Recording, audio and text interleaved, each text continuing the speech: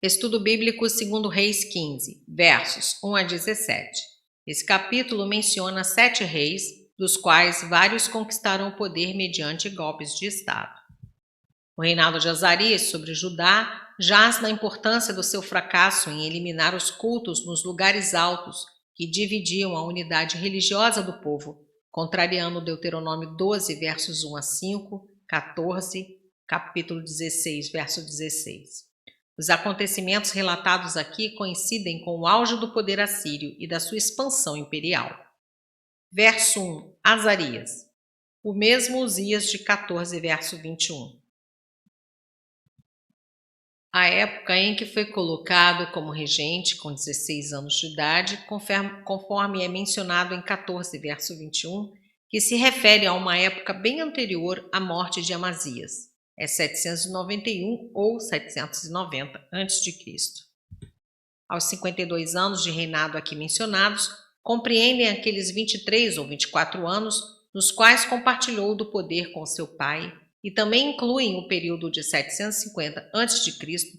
até ao fim da sua vida, durante a qual fora leproso, verso 5. É bom notar que o número de anos do reinado dos reis de Judá e de Israel abrange em todo o tempo, inclusive os anos em que só reinaram uma parte. O longo e próspero reinado de Azarias foi um período de relativa tranquilidade para Judá, como também o foi para Israel, o de seu contemporâneo Jeroboão II. Segundo Reis 14, versos 23 a 29.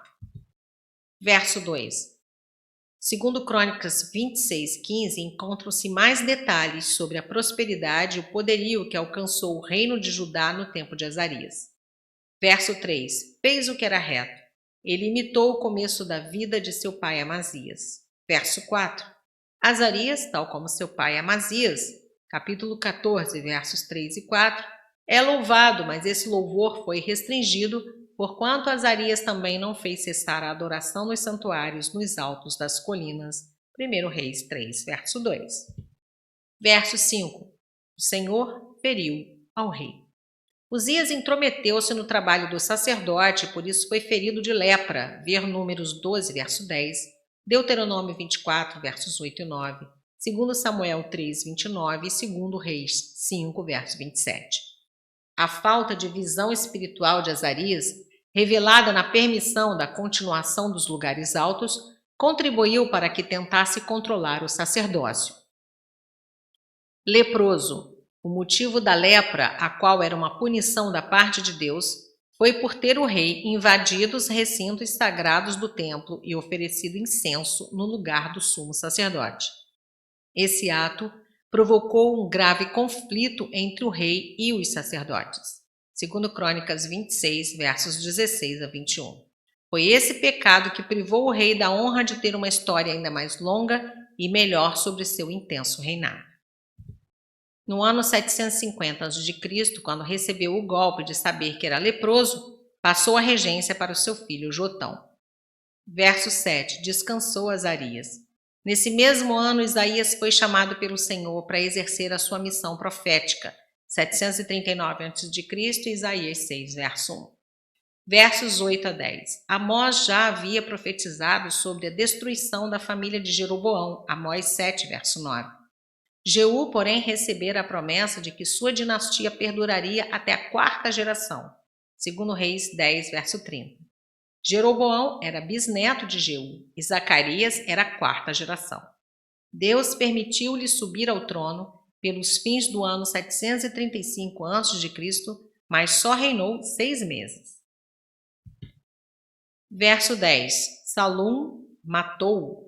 A morte de Zacarias precipitou um longo conflito pelo poder que envolveu uma série de revoluções e contra-revoluções. Esses golpes de Estado refletem as tensões existentes entre os partidos que disputavam o poder no contexto da expansão assíria.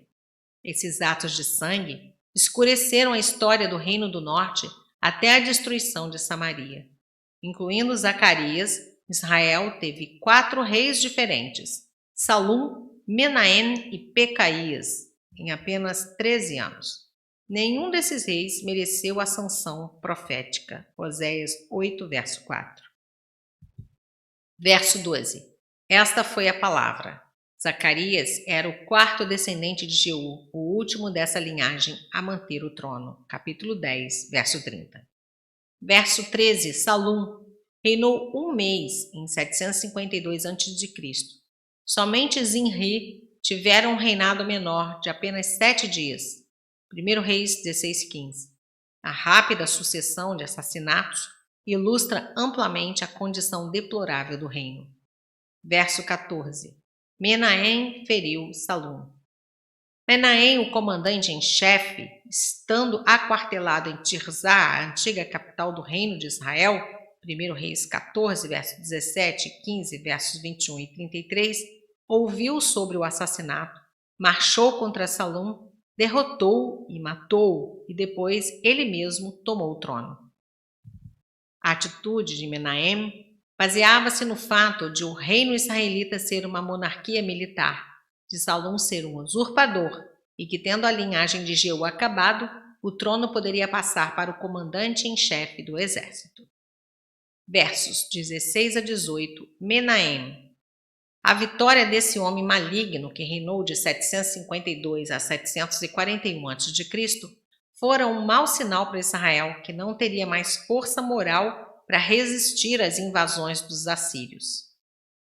Tifsa era o centro dos partidários de Salum, e a selvageria que o novo rei ali revelou era uma peculiaridade só achada nos mais vis pagãos.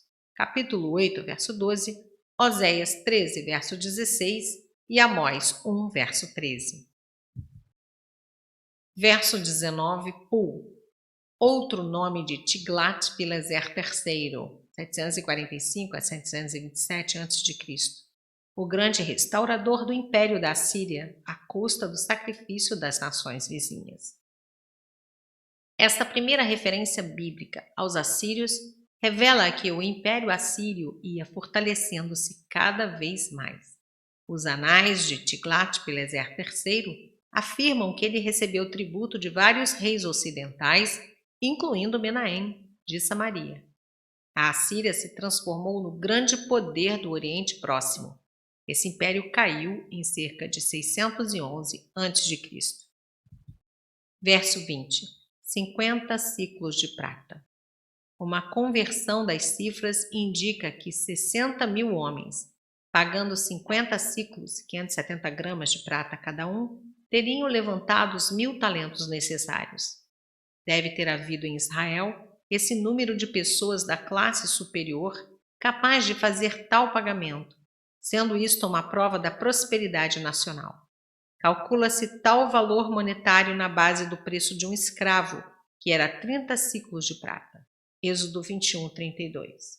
Durante o reinado de Cambises, da Pérsia, um jumento valia 50 ciclos.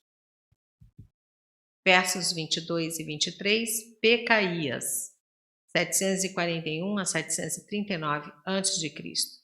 No ano 50 de Azarias, começou a reinar Pecaías. O reino de 2 anos de Pecaías coincidiu com os 2 últimos anos de Azarias, sobrepondo-se ao seu 50º ano. É notável que naquela época turbulenta da história de Israel, Menahem ainda pudesse deixar um herdeiro no seu trono sem ter havido alguma violência. Verso 25. Peca subiu ao trono em 739 a.C. Parece, contudo, que, como general do exército, já estava dirigindo a nação desde o ano 752 a.C., ano das revoluções de Salum e Menahem, versos 10 a 16. Reinou até 732 a.C.